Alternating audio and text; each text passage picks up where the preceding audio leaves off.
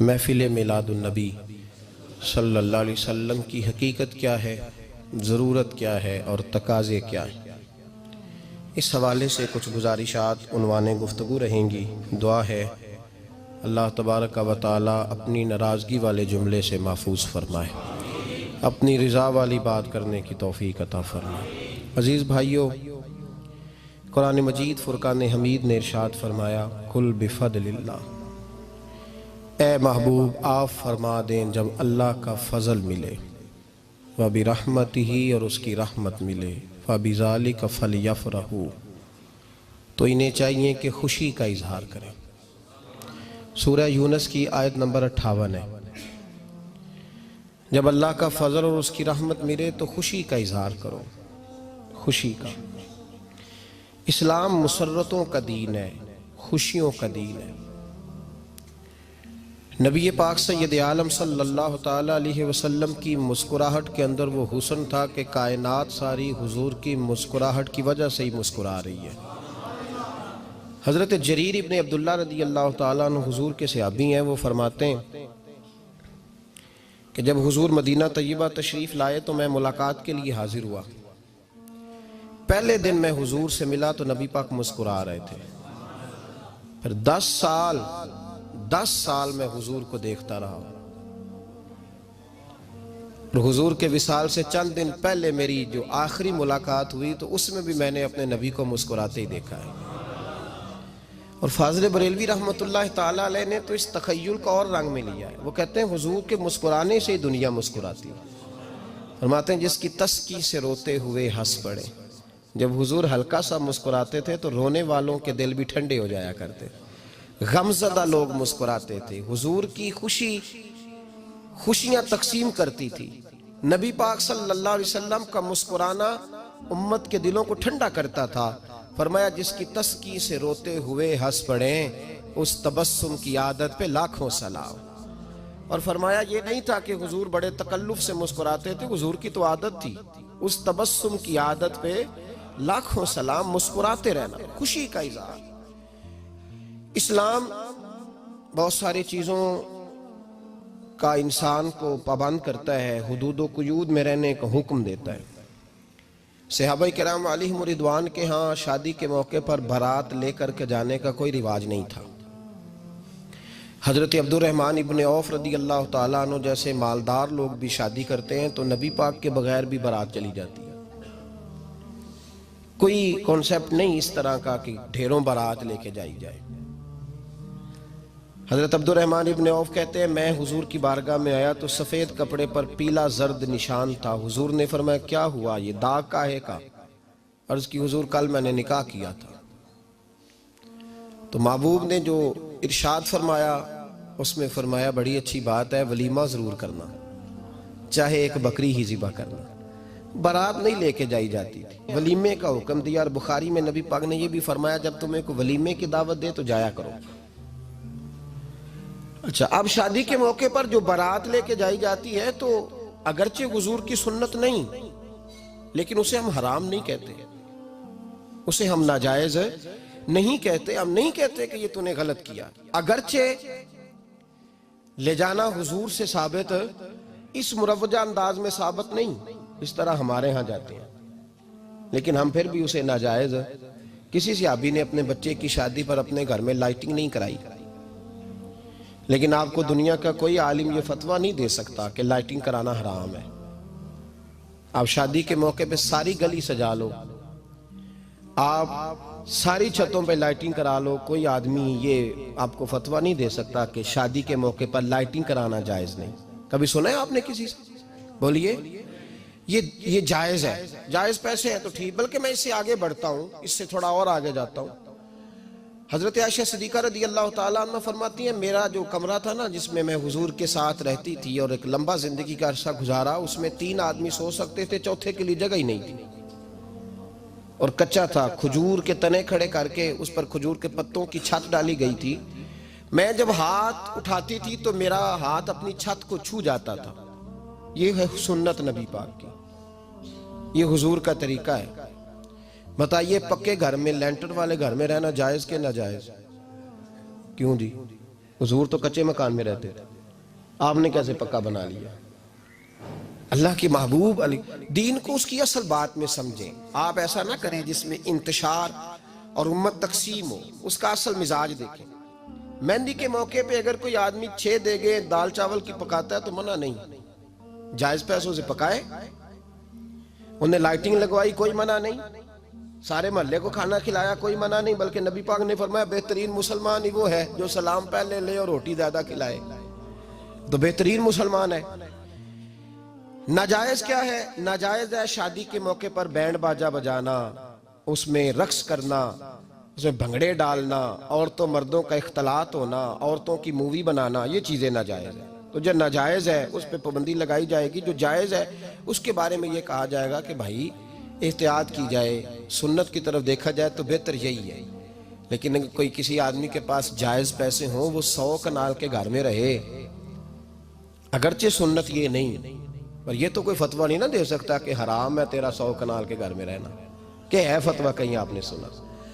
تو ہمارے ہاں تکلیف کا معاملہ یہ ہے. دیکھیں میرے بھائی، کسی بھی صحابی نے، بڑے درد کے ساتھ بات کر رہا ہوں اور یہ میرا درد ہے، میں درد سے اپنے دل کو، اپنے ایمان کو حاضر ناظر کہہ کے بات کر رہا ہوں. امت بٹ جاتی ہے ہر موقع پہ یار، ہر جگہ ہی تقسیم ہو رہی ہے امت مسلمہ. ہر روز کچھ نہ کچھ فتوے ایسے مل جاتے ہیں جس میں دراڑیں پڑتی ہیں. کسی صحابی نے کسی مسجد کے اندر اشتہار چھپوا کے اعلان کرا کے درس قرآن کرایا ہے کبھی؟ سیرت النبی کا جلسہ، ختم بخاری، مدرسے کا دستار فضیلت کا جلسہ، آپ نے اشتہار پڑھے ہیں نا یہ سارے مکاتب فکر کے؟ ہوتے ہیں کہ نہیں ہوتے؟ کسی صحابی نے اس طرح، وہ تو روز درس قرآن دیتے تھے، لیکن اس طرح اشتہار چھپوا کے، پوسٹر لگا کے، اور مصر سے کسی صحابی کو اسپیشل بلوا کے یا یمن سے بلوا کے مسجد کے اندر کبھی درس قرآن کے اجتماعات کرائے، سیرت النبی کے جلسے، ختم بخاری کے؟ او بھائی یہ ساری چیزیں حضور کے صحابہ کی سنت سے مروجہ انداز میں ثابت نہیں.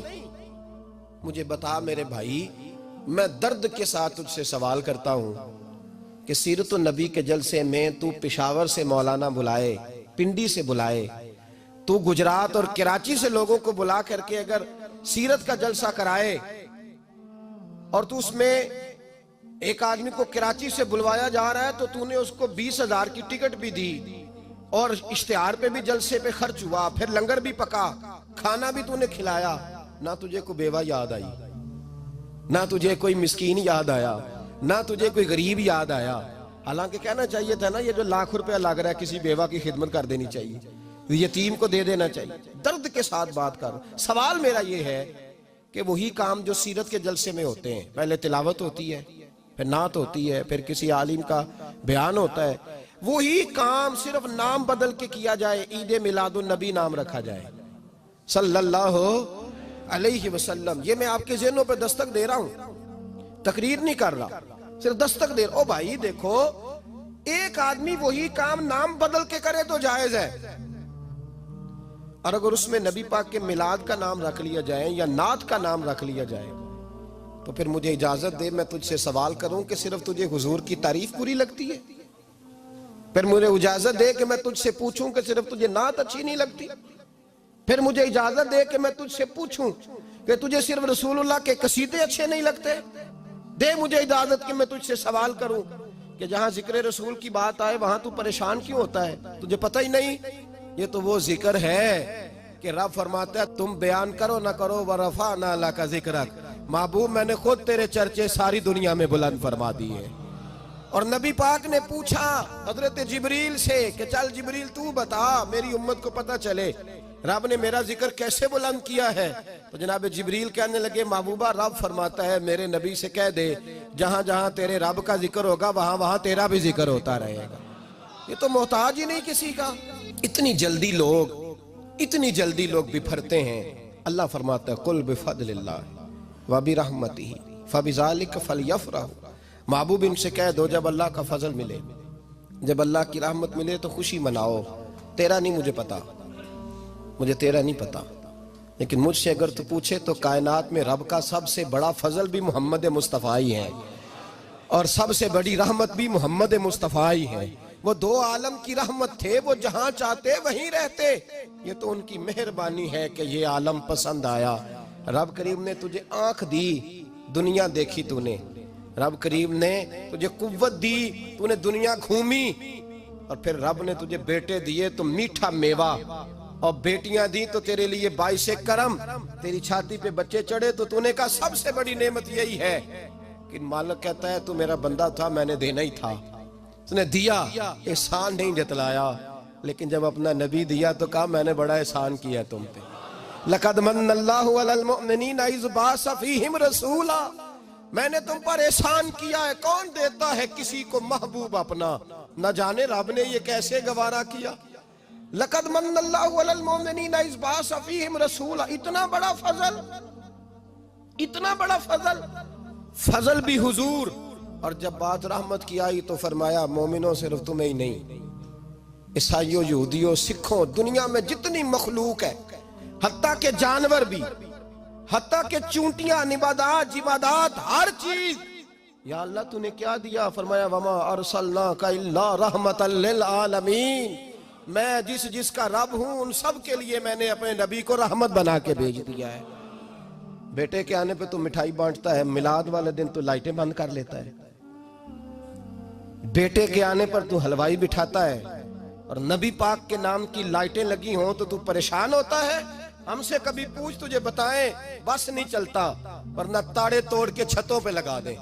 بس نہیں چلتا، فرشتوں کو بھی کہیں آؤ ہمارے ساتھ شامل ہو جاؤ، آمد مصطفیٰ مرحبا مرحبا کا نعرہ لگانا ہے، ہمارا بس نہیں چلتا، ورنہ دنیا کی ساری نعمتیں بچھا دیں اور لوگوں کو بتلائیں کہ اصل تو خوشی منانے کا دن ہی آج ہے، جب اللہ نے ہمیں اپنا پیارا رسول عطا فرمایا ہے۔ اور ہمارے امام تو کہتا ہے میلاد نہ کر، ہمارے امام نے تو کہا حشر تک ڈالیں گے ہم، حشر تک، یہ 2-4 دن کا تو پروگرام ہی نہیں ہمارا، حشر تک ڈالیں گے ہم پیدائش مولا کی دھوم، اور مثل فارس نجد کے کلے گراتے جائیں گے، خاک ہو جائیں عدو جل کر مگر ہم تو رضا، دم میں جب تک دم ہے ذکر ان کا سناتے جائیں گے۔ ہمارا تو 1-2 دن کا پروگرام ہی نہیں۔ اور پھر سنو کتنی بڑی نعمت ہے۔ حضرت عباس سے کسی نے کہا تھا اللہ کی سب سے بڑی نعمت، تو بخاری اٹھانا، فرمانے لگے محمد نعمت اللہ، بخاری ہے بخاری، فرمایا محمد اللہ کی سب سے بڑی نعمت ہے، صلی اللہ، یہ سب سے